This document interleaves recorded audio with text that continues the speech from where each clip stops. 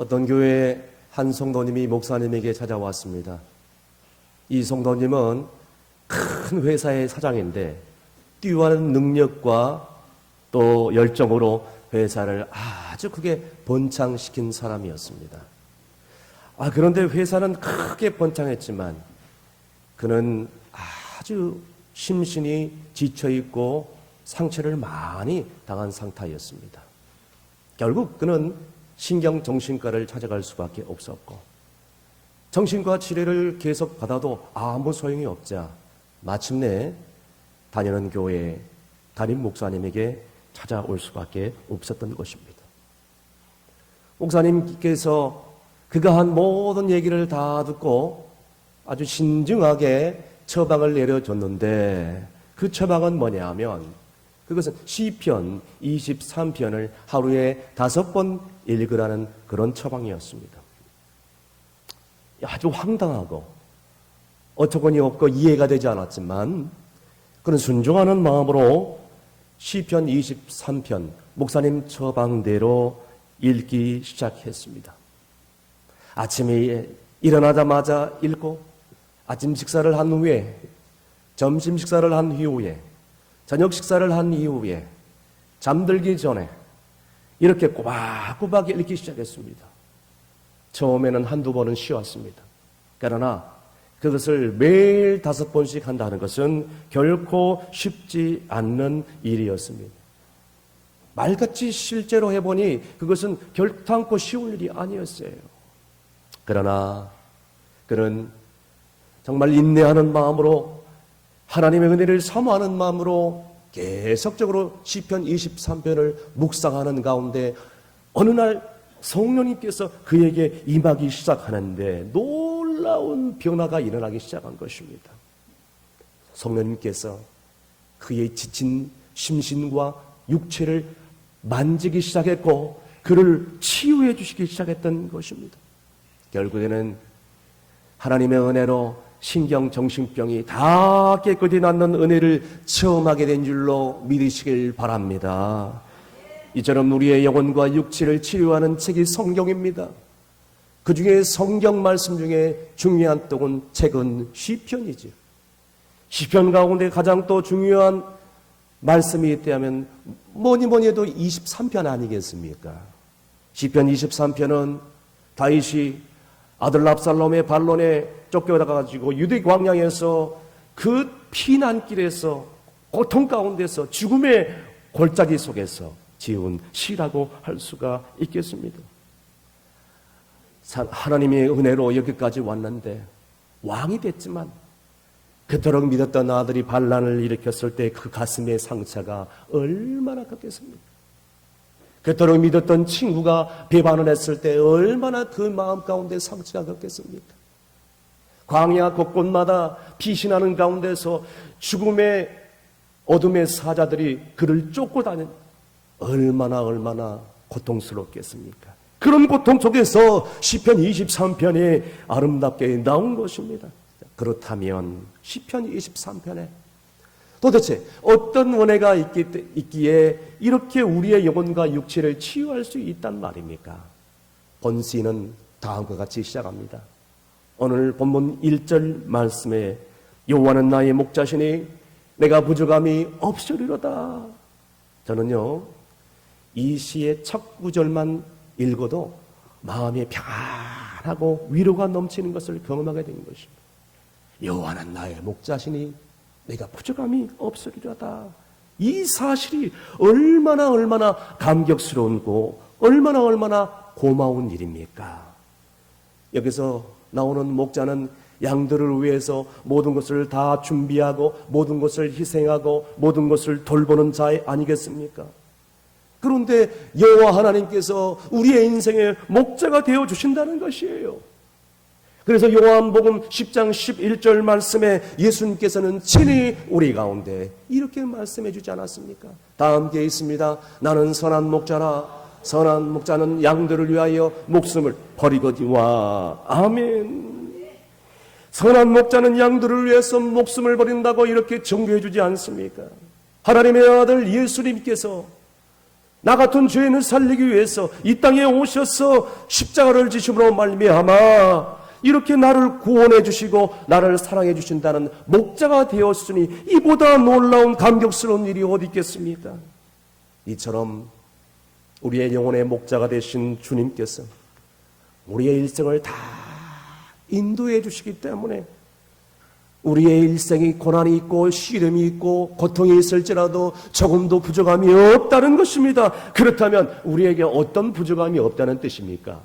구체적으로 본문 2절에서 3절까지 다 함께 읽습니다. 그가 나를 푸른 불밭에 누이시며 쉴만한 물가로 인도하시는도다. 내 영혼을 소생시키시고 자기 이름을 위하여 의의 길로 인도하시는도다. 아멘. 무엇보다도 푸른 불밭으로 인도해 주셔서 우리의 필요를 채워주신다. 우리의 육신의 필요를 다 갚아주신다라고 지금 말씀해 주는 것입니다. 유대의 광야는 메마른 사막과 같은 곳이었습니다. 그곳에서 푸른 불밭과 물가는 너무나도 귀중한 장소예요. 다윗은 이런 고통의 광야 생활 가운데서 하나님의 인도하심으로 말미암아 그 광야에서 먹을 양식이 없을 때에 하나님께서 푸른 초장 쉴만한 물가로 인도해 주시는 것은 마치 광야 속에서 사막 속에서 오아시스 같은 그런 놀라운 존재 같은 것입니다. 여러분, 이처럼 우리 인생에도 광야 같은 인생길이 있었지만 이처럼 우리의 매 순간순간마다 모든 필요에 채워주시고 우리의 영혼까지 소생시켜 주시고 의의 길로 인도하시고 오늘 우리의 영혼의 필요를 채워주신다는 거예요. 그러니까 우리의 인생을 돌이켜보면 하나님이 인도하심이 얼마나 감사한지. 오래전에 군 형무소에 2명의 사형수가 사형 집행을 기다리고 있었습니다. 한 사형수는 죽기 전에 실컷 한번 먹어먹고 죽는 것이 소원이다라고 해서 자기 몸을 해부 이 실험용으로 팔아버렸어. 10만 원 주고 팔아버렸어. 이왕 죽을 거 고기나 한번 실컷 먹고 죽자 라고 했는데 그것도 다 먹지 못해요. 3만 원은 고기 사다 먹고 남은 돈은 7만 원이 남았어. 그 상태에서 사형장 이슬에서 조용히 사라져요. 또 한 사형수가 있었는데 이 사형수는 훈련 중에 실수로 동료를 죽인 그런 일들이 있어서 사형 선고를 받은 사형수였어. 그 사형수에 있어서 남은 재산은 15,000원밖에 되지 않아요. 그의 전 재산이 그 전 재산을 있었는데 교도소에서 감사하게도 예수님을 영접하고 신앙생활을 꾸준히 하다가 죽기 전에 마지막 소원이 무엇이냐고 물어보는 교도관 앞에서 예배 드리고 내가 가진 전 재산 15,000원을 헌금으로 드리고 싶습니다. 예배 드리고 남은 헌금을 드리게 된 거예요. 이 일로 인하여 그 교도소에 있는 모든 교도관들과 죄수자들이 크게 감동을 받고 예수님의 영접하는 놀라운 역사가 일어난 줄로 믿으시길 바랍니다.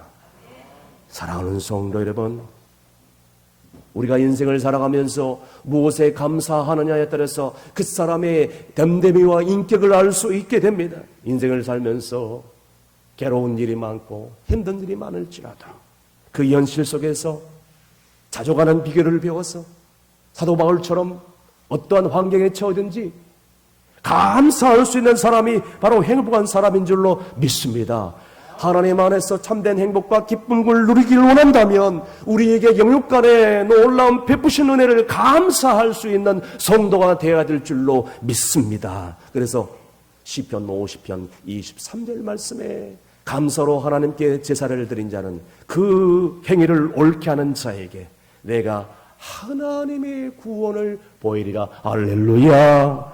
우리 인생 가운데도 이렇게 죽음의 위기 가운데 쫓기는 다윗처럼, 그리고 사형을 앞두고 있는 이 사형수의 그 헌신처럼 어려웠던 시절이 다 있었을 것입니다. 그러나 여러분 곰곰이 한번 생각해 보세요.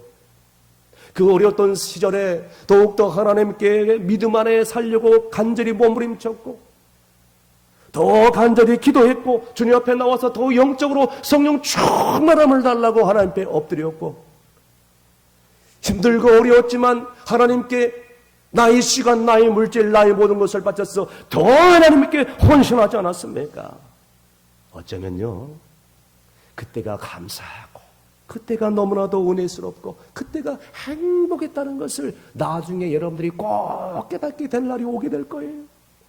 우리도 여호와는 나의 목자시기 때문에 하나님께서 우리의 삶 가운데 매 순간순간마다 필요한 것들을 다 채워주셨고 가장 최상의 좋은 곳으로 우리 가운데 부어주셨음을 감사할 수 있는 여러분이 될 수 있기를 주의 이름으로 축복합니다. 두 번째로는 여호와께서 사망의 골짜기에서 우리를 건져주셨기 때문에 부족함이 없다는 것입니다. 오늘 본문 4절 말씀 다 함께 읽습니다. 내가 사망의 음침한 골짜기를 다닐지라도 애를 두려워하지 않을 것은 주께서 나와 함께 하심이라. 주의 지팡이와 막대기가 나를 안위하시나이다. 아멘. 여러분 우리의 인생을 살다 보면 죽음의 골짜기가 다 오게 되어 있습니다. 신앙의 위대한 선배들과 성경에 나오는 인물들도 이런 죽음의 골짜기를 다 통과할 수밖에 없었어요. 다윗은 과거에 사울왕에 쫓기는 가운데서 광야 곳곳마다 다니면서 그 죽음의 골짜기를 경험했다는 거예요. 심지어는 아들 압살롬이 반란을 일으켜가지고 칼을 들고 아비에게 달려드는데 그 죽음의 골짜기를 경험하고 광야로 피신할 수밖에 없었던 것입니다. 그런데 하나님은 여호와를 경외하고 마음이 합한 이 다윗을 광야 생활에 그대로 모른 채 내버려 두지 않았어요. 가는 곳곳마다 함께 해주시고 안위하시는 주님의 손길을 발견하게 된 것입니다. 여기서 안위라는 것은 하나님께서 보호하시고 책임지신다, 안위라는 그런 뜻을 포함하고 있는 것이에요. 하나님께서 그렇게 지켜주셨기 때문에 다윗은 고백합니다. 어떤 죽음의 골짜기를 다닐지라도 하나님께서는 지금까지 지켜주셨기 때문에 앞으로도 지켜주실 것이라는 그런 확실한 그런 믿음이 있어서 죽음이 앞을 가린다 할지라도 더 이상 두려워하지 않았다는 것입니다. 특별히 지팡이와 막대기로 나를 안위해 주셨다라고 했는데 여기 나오는 지팡이는 어둡고 컴컴한 길을 인도하는 역할을 했고 막대기는 양들을 급습해서 먹는 그런 이리와 늑대들로부터 보호해주는 역할을 해주는 것입니다. 이처럼 하나님께서 우리의 어둡고 시련과 고난의 많은 인생길 가운데서 막대기로 그리고 하나님의 놀라운 인도하심으로 인도해 주셨을 뿐만 아니라 친히 보호해 주셨다는 것입니다. 그래서 사망의 골짜기를 다닐지라도 나는 더 이상 절망하지 않고 더 이상 실망하지 않고 더 이상 포기하지 않도록 우리를 일으켜 주시는 주님의 그 놀라운 은혜를 체험하게 되었다라는 그런 고백을 하고 있지 않습니까? 그렇습니다. 우리의 인생길에도 매 순간순간마다 이런 죽음의 골짜기, 고난의 골짜기들이 다 있습니다. 때로는 사업에 실패해서 죽고 싶은 마음이 있을 때가 있어요. 때로는 가정이 파탄이 위기 가운데 있어서 이혼의 위기로 말미암아 죽음의 골짜기를 걷는 이상으로 고통을 받을 때가 있어요. 때로는 사랑하는 가족들, 사랑하는 사람이 사고를 만났을 때에 그리고 죽을 병에 걸렸을 때에 모든 것이 다 무너진 것 같은 절망 속에서 몸부림치는 그런 눈물의 골짜기를 겪어야 되는 순간이 있단 말입니다. 그러므로 주께서 우리에게 베푸신 그 은혜를 주님의 그 능력으로 역사하시는 그 삶을 깨닫고 한 걸음 한 걸음 영적으로 일어설 때에 하나님께서 반드시 우리의 목자가 되어 주시기 때문에 사망의 골짜기를 갈지라도 죽음의 골짜기를 갈지라도 주님께서 우리와 함께 하시고 주의 지팡이와 막대기로 우리를 안위하시기 때문인 줄로 믿으시길 간절히 바랍니다. 마지막으로 여호와께서 원수의 목전에서 우리에게 큰 상을 주시고 면류관을 주시고 승리케 해주실 것을 믿기 때문에 나는 부족함이 없다라고 고백을 할 수 있는 것입니다. 오늘 본문 5절에서 6절까지 다 함께 큰 소리로 읽습니다. 주께서 내 원수의 목전에서 내게 산을 차려주시고 기름을 내 머리에 부으셨으니 내 자리 넘치나이다. 내 평생의 선하심과 인자하심이 반드시 나를 따르느니 내가 여호와의 집에 영원히 살리로다. 아멘. 다윗은 그를 미워해서 시기해서 질투해서 끝까지 추적하면서 죽이려고 쫓아오는 이 사울에게 정말 쫓겨다니면서 얼마나 힘들고 고통스러운지 모릅니다. 그러나 인내하면서 내가 어찌 기름 부은 종을 내가 감히 해할 수 있느냐. 이것이 하나님 마음에 합한 사람이나 칭언을 받고 하나님 마음에 꼭 들어요. 그러니까 하나님께서 매 순간순간마다 그 죽음의 위기를 이겨낼 수 있도록 인내를 주시고 힘을 주시고 승리케 해주신 거예요. 더욱이 사랑하는 아들이 반란을 일으켜서 갑자기 아들에서 대적으로 바뀌어서 칼을 들고 쫓아올 때에 하나님의 은혜로 그 반란을 제압하고 그 전쟁에서 마침내 승리하게 된 줄로 믿습니다. 이처럼 우리가 인생을 살아가면서 말로 표현할 수 없는 보이는 적과 보이지 않는 원수들이 우리에게 달려들 때가 얼마나 많이 있습니까? 오늘 우리 주변에도 사탄 마귀들이 오늘 하나님을 예배하지 못하게 만들고 우리를 격노하게 만들고 하나님과 떨어지도록 만드는 이 사탄 마귀들, 보이는 적과 보이지 않는 적들, 심지어는 불신가족들로 인해서 우리를 힘들게 할 때가 얼마나 많이 있습니까? 그러나 하나님이 함께 하시기 때문에 궁극적으로 그 원수가 보는 목전에서 하나님께서는 최고의 요리사가 되어서 정말 맛난 요리 큰 상다리가 부러지도록 상을 차렸어. 그것도 원수가 보는 앞에서 먹으라. 사랑하는 종아, 네가 얼마나 고생했는지 내가 다 안다. 네가 얼마나 인내했는지 내가 다 알고 있다. 네가 지쳐있는지 내가 알고 있다. 이거 먹어라.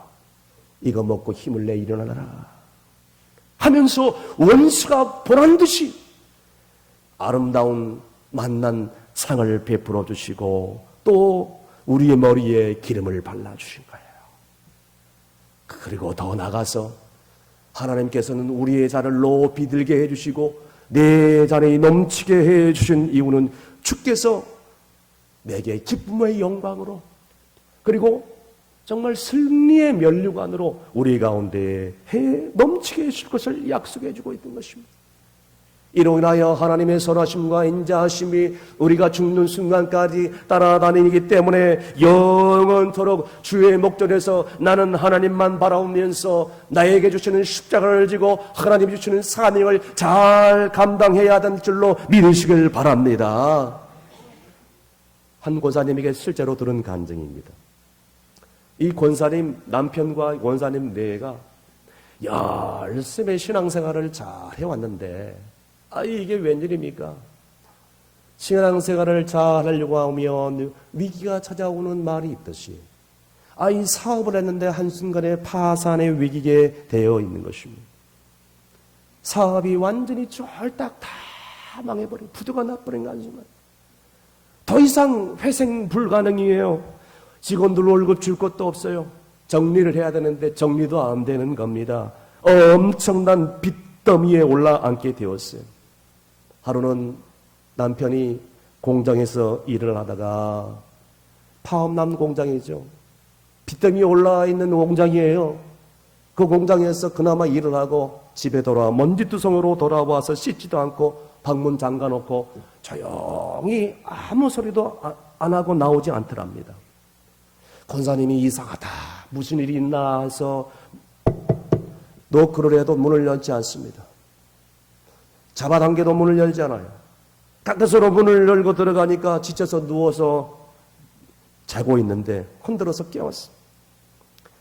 깨워가지고 남편이 보는 앞에서 그동안 남편 몰래 약국이랑 약국을 돌아다니면서 사온 수명제 한 봉다리를 땅바닥에 탁 던집니다.